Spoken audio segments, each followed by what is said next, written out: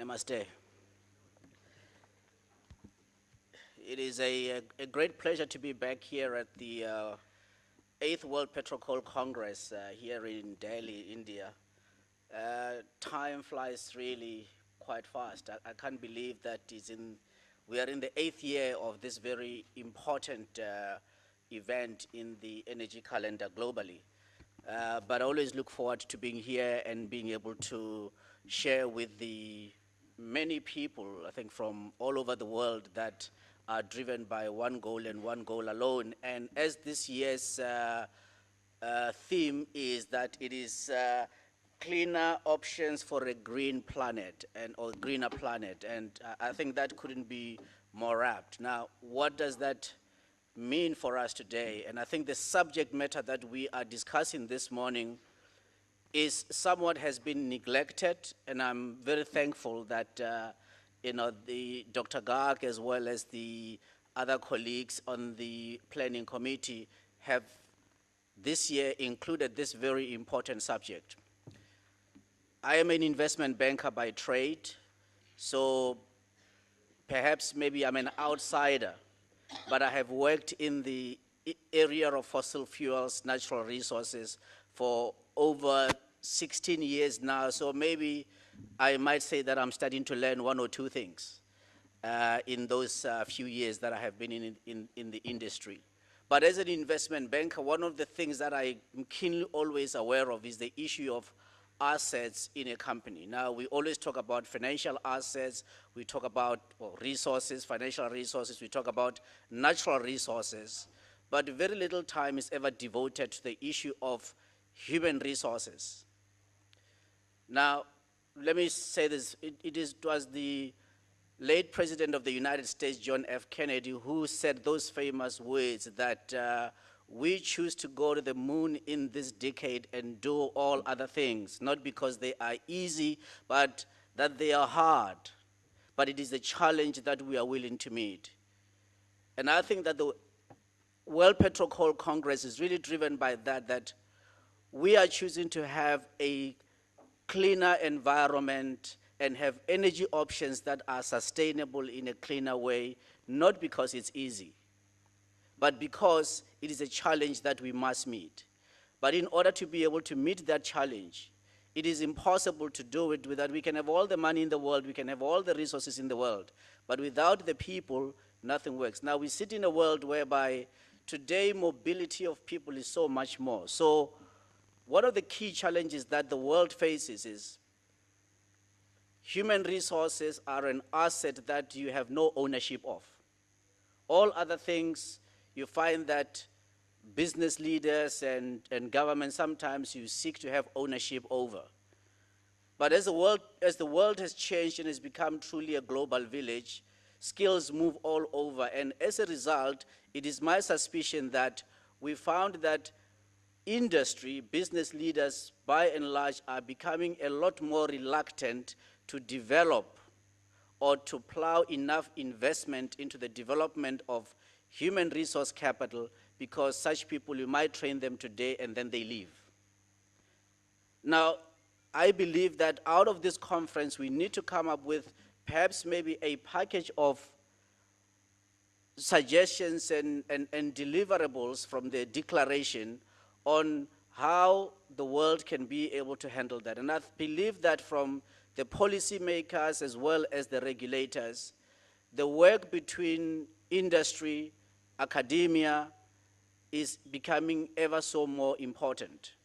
If we look at the Industrial Revolution, by and large was driven from the academic world. So most of the concepts that were piloted was because of the role of academia and specifically tertiary institutions being the universities as well as technical colleges.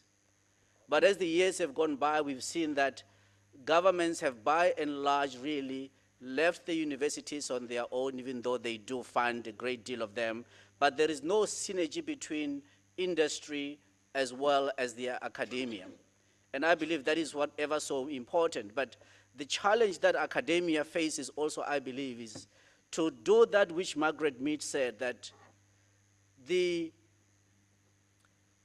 primary purpose of education, or in this case, skill development, should not be to teach a student what to think, but how to think. Because from being taught how to think, which should be the primary purpose of education, it enables the ability, we are talking about an ever-changing world, that the nature of work is changing. So what we are discussing here in terms of the ever-changing nature of work, it means that we, at all material times, have to be asking a question. Are those that are in our tertiary institutions, universities, are they being taught how to think, or are they being taught what to think?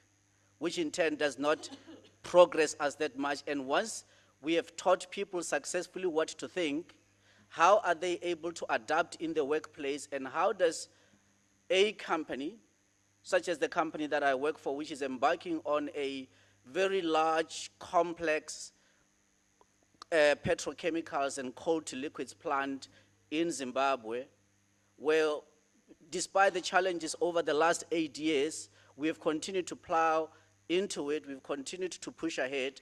But one of the things that I'm aware of is that, do we have people who are bringing a fresh perspective, a new thinking, a new generation of engineers who can bring a fresh perspective on how coal liquefaction can be done? I come from South Africa. We have the largest coal to liquids plant at capacity of, nameplate capacity of 165,000 barrels a day, producing at a steady state of production at 150,000 barrels a day.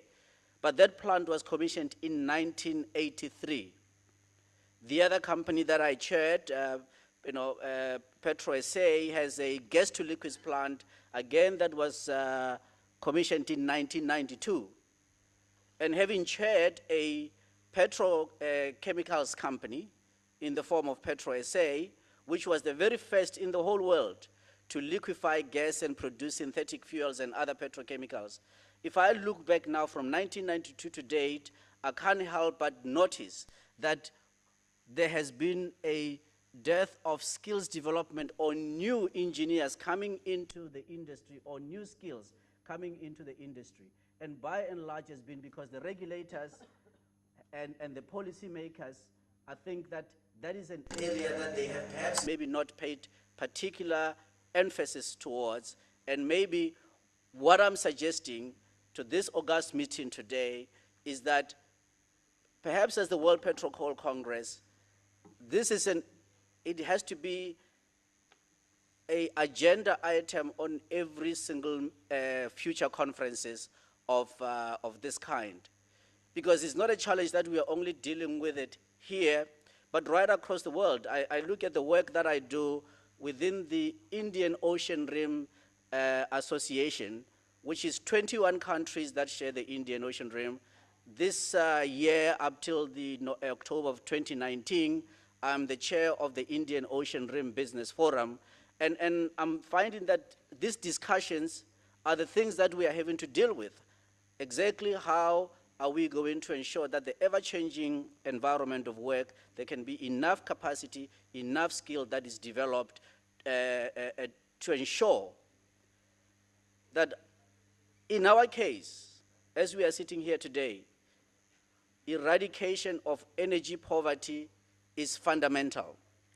But in eradicating energy poverty, at the same time, I believe that we are keenly aware that we cannot do it the same way that we have done it over generations. We have to find how to adapt to ensure that we can do so in an environmentally sustainable and cleaner way. Now, here is the question. How do we ensure that there is an ever-changing, or that an ever-continuous supply of new skills into the industry, at the same time retaining those that have got those many years of experience, to ensure that there is sustainability of the industry, but not just of the industry, but sustainability of economies. Because without skills development, HR capacity creation, it is not possible to have sustainable economic growth, and it is not possible to be able to meet the challenges not only in energy, but that of environmental preservations. So my suggestion to this meeting really is largely that as somebody who comes from the investment banking world but working in this industry, I'm keenly aware of the important relationship between industry, government, as well as the world of academia. And it's something that I believe needs to be formalized. We need to perhaps even elevate the work of this into other fora as well. For example, within the Indian Ocean Rim Association, where I participate, India is a member state of the BRICS nations. Again, there, they even have a committee that deals with HR capacity creation because of the ever-changing nature of work. So all of these efforts need to be coordinated. And I believe that we can play a very important catalyst role as the World PetroCoal Congress of ensuring that we have a seat at the table, of starting to make contribution in order to have a sustainable economy that can be able to live up for more. Because inequality is the biggest enemy of the, thank you. Inequality is the biggest enemy for stability geopolitically, and therefore, as we attend to that, all of us have a vested interest to ensure that we have people who are skilled, who are recognizing that they are ever mobile. So India, the University of Petroleum Engineering Studies, there are a number of students that probably are sponsored by big companies, but the understanding is that some of them would move. I think 3 years ago we had Dr. Bhattacharya here, who's doing breakthrough work in the area of research of coal bed methane gas, but he's now at the University of Technology Petronas. He has worked for ONGC, was trained by ONGC, has worked in other parts of the world, and that's just an example of the ever-changing nature of work in a very mobile environment, whereby people really are, they are no longer restrained by the geographical constraints that we might have had years ago. And how do we ensure that all of us can contribute to a skills development pool beyond just our own vested interest? So what am I saying? Privatization of knowledge is something that I believe needs to be stopped so that it is accessible and globalized. I thank you.